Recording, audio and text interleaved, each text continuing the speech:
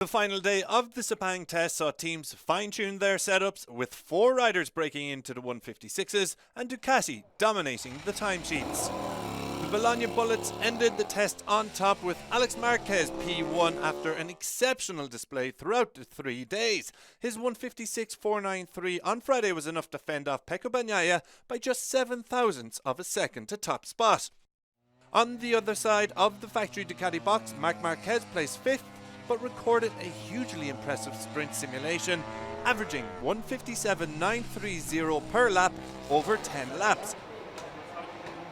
For reference, Bagnaia's average lap on his simulation was 158.243. The Bologna Bullets were clearly on form, with both the GP24 and the GP25 bikes reminding everybody that they are still the benchmark ahead of the new season.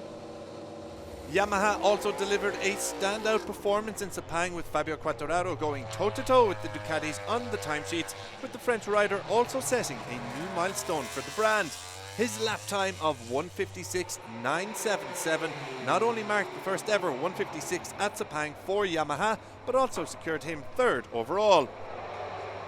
The team also worked on a new chassis, some setup options and a new swing arm, although Alex Rins hinted that further modifications would be needed. Yamaha tested plenty, but not their V4 engine, which still isn't ready according to team boss Mauro Meregali. Honda made good strides across the 3 days, but acknowledged there was still plenty of work to do. Team manager Alberto Puig expressed cautious optimism, noting that their pace was improved over the previous year, but not quite at the level they desire. Johann Zarco finished the day in 7th, with Joan Mir in 8th, showing the potential for the Japanese brand.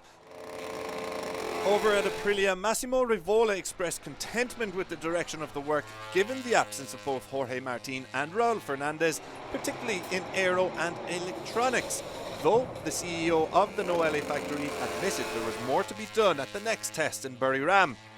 Marco Bezzecchi was the highest placed RSGP in 9th, having gone through 61 laps of work on Friday, and the Italian cut a happy figure after all of his efforts.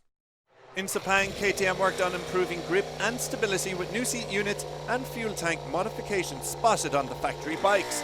Pedro Acosta continued to be the standout rider for the Austrian marque, finishing the test as the quickest KTM and the only RC16 to make it inside the top 10 of the timesheets.